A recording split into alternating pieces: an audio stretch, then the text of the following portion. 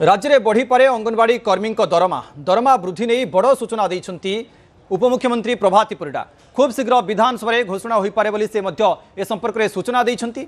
ब्रह्मपुर निष्ट विश्वविद्यालय रे आयोजित 2 दिनिया आंचलिक सुभद्रा शक्ति भिजन सम्मिलन में अंगनवाड़ी कर्मी माने उपमुख्यमंत्री प्रभाती परिडा को तांकर समस्या विषय जणाइथिले एवं सरकारी मान्यता सहित मासिक दरमा 18,000 टंका को वृद्धि करने को दाबी करथिले। एही अवसर में उपमुख्यमंत्री प्रभाती परिडा कहिसंती जे ଏହା उपरे विचार करा जाउछि, शीघ्र विधानसभा रे संपर्क रे घोषणा करा जिवो।